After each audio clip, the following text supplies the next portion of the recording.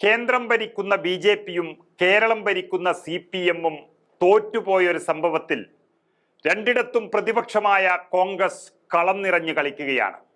അതായത് ഗ്രാമങ്ങളിലെ മാലാഖമാർ എന്നൊക്കെ നമ്മൾ വിശേഷിപ്പിക്കുന്ന ആശാവർക്കർമാർ ഒരു മാസക്കാലമായി ഊണും ഉറക്കവുമില്ലാതെ ജീവിക്കാൻ വേണ്ടി പട്ടിണി കിടക്കുകയാണ്. അപ്പോൾ CPM-ന് അവരോട് പുച്ഛമാണ്.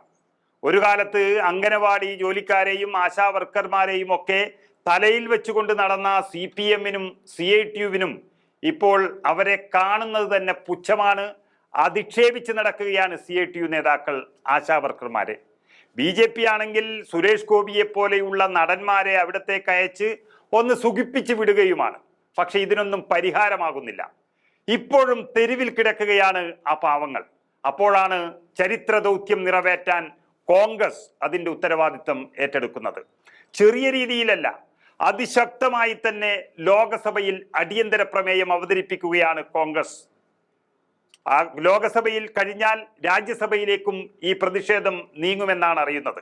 ആശാവർക്കർമാരുടെ സമരത്തിൽ ലോകസഭയിൽ അടിയന്തര പ്രമേയത്തിന് നോട്ടീസ് നൽകിയിരിക്കുന്നത് MP-മാരായ കൊടിക്കുന്നിൽ സുരേഷും ബന്നി ബഹനാനുമാണ്.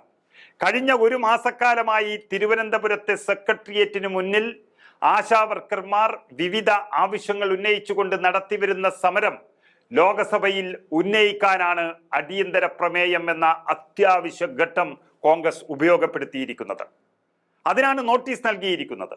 വേതന വർധന ആവശ്യപ്പെട്ടുകൊണ്ടുള്ള ആശാവർക്കർമാരുടെ ഈ സമരം സെക്രട്ടേറിയറ്റിന് മുന്നിൽ 29ാം ദിവസത്തിലേക്ക് കടന്നിരിക്കുന്നു. ഇക്കഴിഞ്ഞ വനിതാ ദിനത്തിൽ 2 ദിവസം മുൻപ് വനിതാ ദിനത്തിലും വലിയ പിന്തുണയാണ് ആ സമരത്തിന് ലഭിച്ചുകൊണ്ടിരിക്കുന്നത്. ആ ഒറ്റ സമരം കൊണ്ട് കേരളത്തിലെ സർക്കാരിന്റെ മുഖം മൂടി അഴിഞ്ഞു വീണിരിക്കുകയാണ്. പരസ്പരം കുറ്റപ്പെടുത്തുന്നതല്ലാതെ ഒരു ചുക്കും ചെയ്യാൻ കേന്ദ്രവും കേരളവും ഭരിക്കുന്ന 2 സർക്കാരുകൾക്കും കഴിയുന്നില്ല. സമരക്കാരെ ചർച്ചയ്ക്ക് വിളിക്കണമെന്നും പ്രശ്നപരിഹാരം ഉണ്ടാക്കണമെന്നും പ്രതിപക്ഷത്തിന്റെ ആവശ്യം അതിശക്തമായി തുടരുകയാണ്. എന്നിട്ടും അനക്കമില്ല. കേന്ദ്രവിഹിതം കിട്ടാത്തത് കൊണ്ടാണ് ഇൻസെന്റീവ് ഉൾപ്പെടെ കുടിശ്ശികയായത് എന്നും ആശാവർക്കർമാരെ തൊഴിലാളികളായി കേന്ദ്രം അംഗീകരിച്ചാൽ മാത്രമേ കൂടുതൽ ആനുകൂല്യങ്ങൾ നൽകാനാകൂ എന്നുമാണ് സംസ്ഥാന സർക്കാരിന്റെ നിലപാട്. നമുക്കറിയാം, ഇതുവരെ ഉണ്ടായിരുന്ന സംസ്ഥാന സർക്കാരുകളൊന്നും ഇത്തരത്തിൽ ചെയ്തിട്ടില്ല.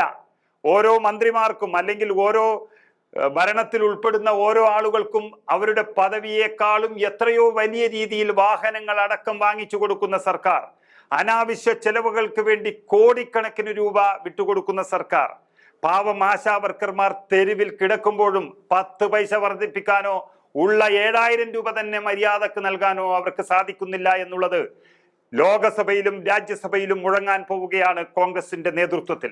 ബജറ്റിൽ അനുവദിച്ചതിനേക്കാളും തുക സംസ്ഥാനത്തിന് നൽകിയിട്ടുണ്ട് എന്ന വാദത്തിൽ ഉറച്ചു നിൽക്കുകയാണ് കേന്ദ്രം ഭരിക്കുന്ന BJP. ഇത് 2 പാർട്ടിക്കാരുടെയും ശുദ്ധ തട്ടിപ്പായിട്ടാണ് ജനങ്ങൾ കാണുന്നത്. എന്താണ് യാഥാർത്ഥ്യം എന്നുള്ളത് അവർക്ക് തന്നെ നന്നായി അറിയാം. അപ്പോൾ വേണ്ടത് ഈ പാവങ്ങളുടെ കാര്യത്തിൽ ഉചിതമായ ഒരു തീരുമാനമെടുക്കലാണ്. ആരും പരസ്പരം വാശി പിടിച്ചിട്ട് കാര്യമില്ല. ഇവർ നിരാലംബരാണ്, ഇവരെ സഹായിക്കാൻ ആരുമില്ലാത്തതാണ്. അവർക്കാണ് സഹായവുമായി സർക്കാർ ഉണ്ടാവേണ്ടത്. നിയമം പറയാതെ കേന്ദ്രത്തിൽ പോയി സമ്മർദ്ദം ചെലുത്തി കാര്യങ്ങൾ ചർച്ച ചെയ്ത് തീരുമാനമെടുക്കുന്നതിന് പകരം ആശാവർക്കർമാരെ അധിക്ഷേപിക്കുന്ന CPM-ഉം കേരള സർക്കാരും വിട്ടുവീഴ്ചയില്ലാതെ കേന്ദ്രവും അവരെ കളിയാക്കുകയാണ്. അതോടെയാണ് രണ്ടിടത്തും പ്രതിപക്ഷമായ കോൺഗ്രസ് ചരിത്ര ദൗത്യവുമായി ആ കാര്യങ്ങൾ ഏറ്റെടുക്കുന്നത്. അത് പാർലമെന്റിൽ വരെ മുഴങ്ങിക്കേട്ടത് കോൺഗ്രസിന്റെ ഇടപെടൽ കൊണ്ട് മാത്രമാണ്.